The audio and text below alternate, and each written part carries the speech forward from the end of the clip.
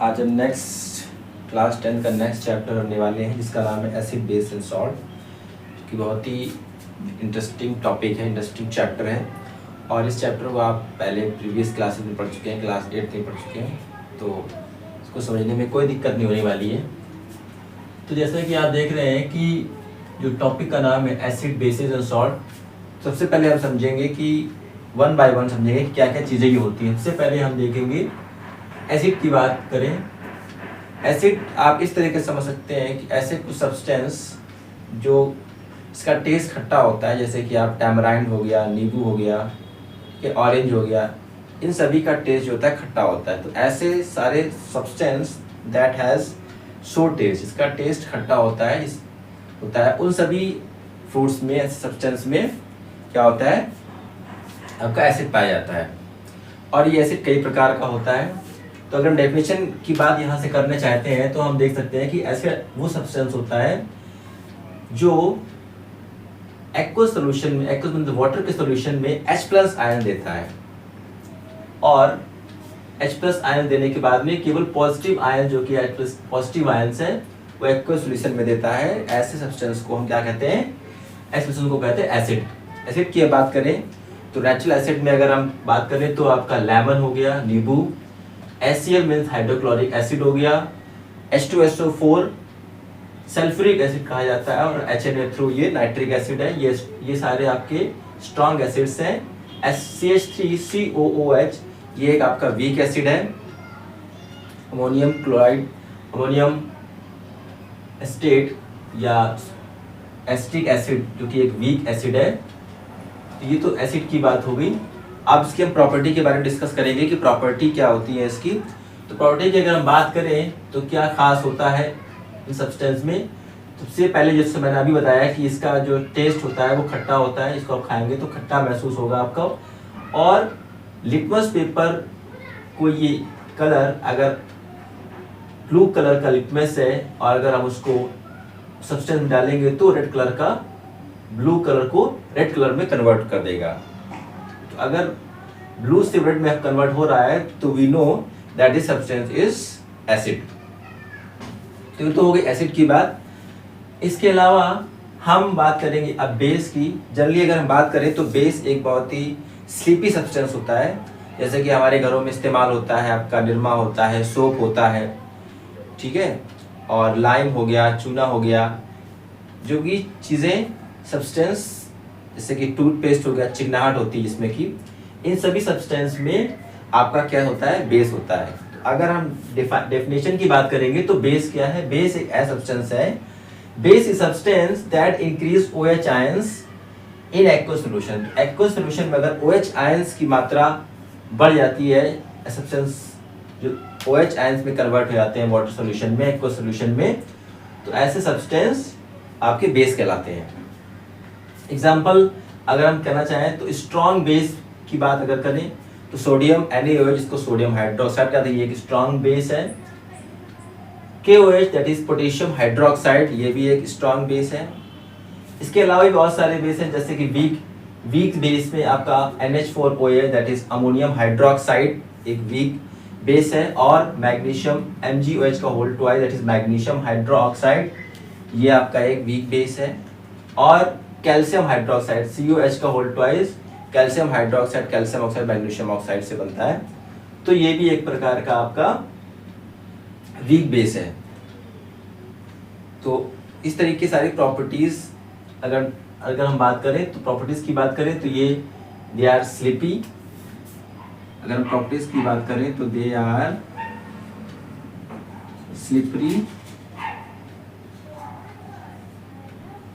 और test in is bitter, और इसका जो टेस्ट होता है वो ऐसा होता है, कड़वा होता है, और इसको छूने पे आपको चिकनाहट महसूस होगी, स्लिपरी महसूस, साबुन होता है, निरमा होता है इस तरीके से, और इसका टेस्ट बहुत ही कड़वा होता है। इसके साथ में कुछ और डिस्कस करेंगे अभी हम।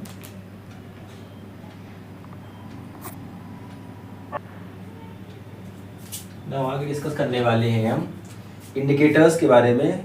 तो let us now discuss about the indicators. सबसे पहले हम समझेंगे कि इंडिकेटर्स क्या चीज़ें होती हैं, इंडिकेटर्स की डेफिनेशन समझेंगे और इसकी प्रॉपर्टीज़ के बारे में डिस्कस करेंगे। सबसे पहले हम देखते हैं कि इंडिकेटर्स क्या होते हैं। इंडिकेटर्स ऐसे सब्सटेंस होते हैं जो अपना कलर चेंज करते हैं when dip in a acid और बेस। तो व्हेन इंसर्ट इन एसिड और base they change their colours.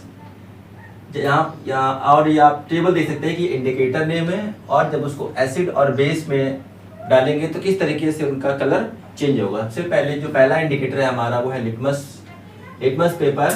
तो लिटमस पेपर क्या होता है, एक स्ट्रिप होती है रेक्टेंगुलर शेप की, ब्लू और रेड कलर की आपकी स्ट्रिप है जो मार्केट में मिलती है। तो अगर इस लिटमस पेपर को आप एसिड में डालेंगे तो इसका कलर रेड हो जाएगा ब्लू से, और अगर बेस में डालेंगे तो कलर चेंज जाएगा ब्लू। इस तरीके से हल्दी होती टर्मरिक, जिसका कि आपको पता है कलर जो होता है येलो होता है, और अगर इस टर्मरिक को आप एसिड में डालेंगे तो इसका colour as it is yellow ही रहेगा। लेकिन अगर इसमें आप बेस मिला देते हैं या बेस में इसको मिलाते हैं टर्मरिक को, तो इसका कलर रेड हो जाएगा।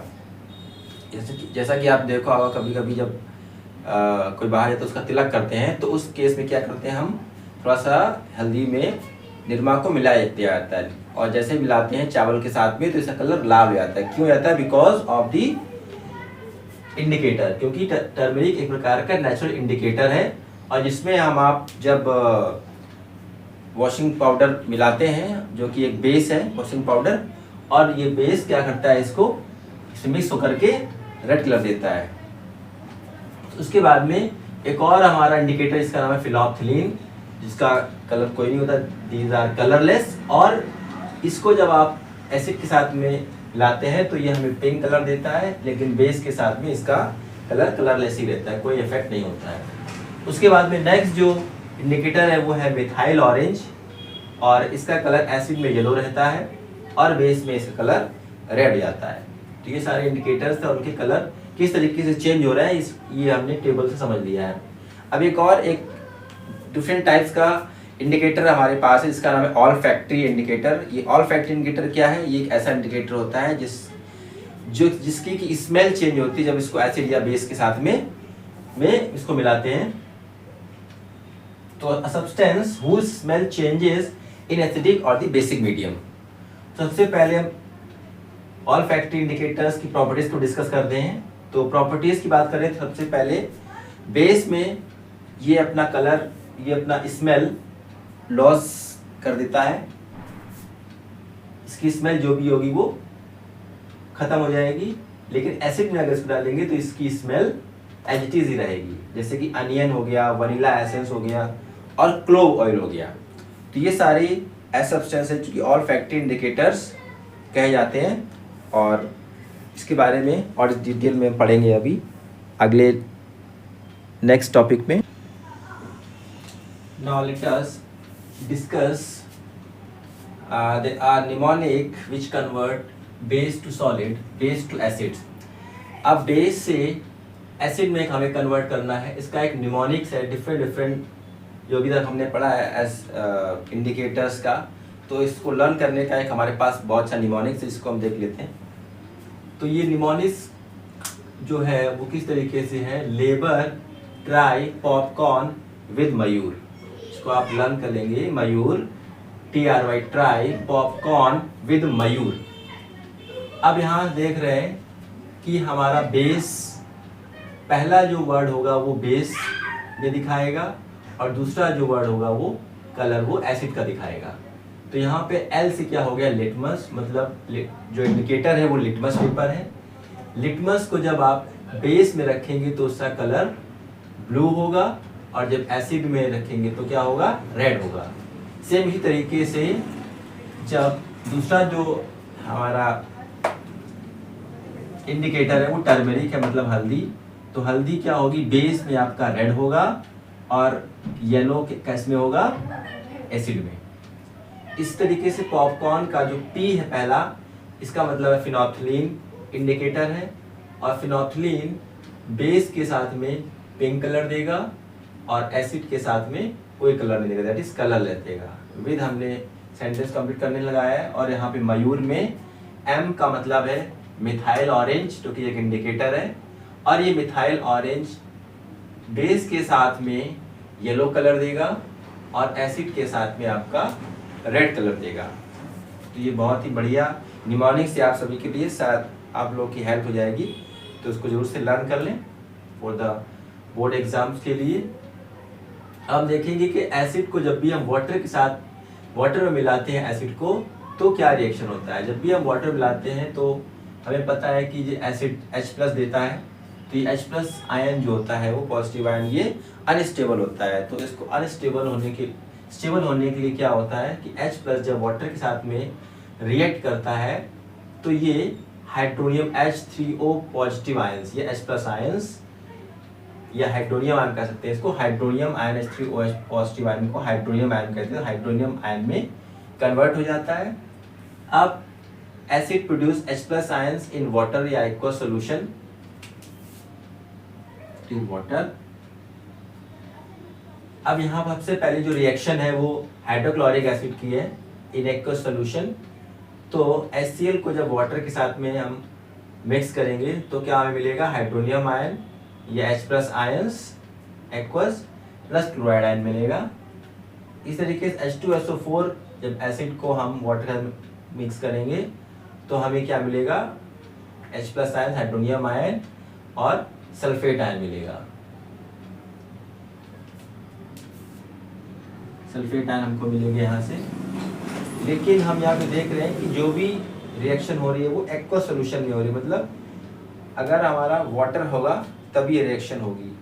अब देख रहे हैं यहाँ पे ड्राई स्टेट में कोई भी H+ आयंस प्रोड्यूस नहीं होंगे। जैसे कि HCl जो है, अगर हम ड्राई HCl लें और इसका रिएक्शन कराएं एसिड का, तो हमें कोई भी H+ आयंस नहीं मिलेंगे। ठीक है, तो ड्राई HCl में बिना पानी के एक्वस में हमें कोई भी H+ आयंस नहीं मिलेंगे और इससे कोई भी रिएक्शन नहीं होगी।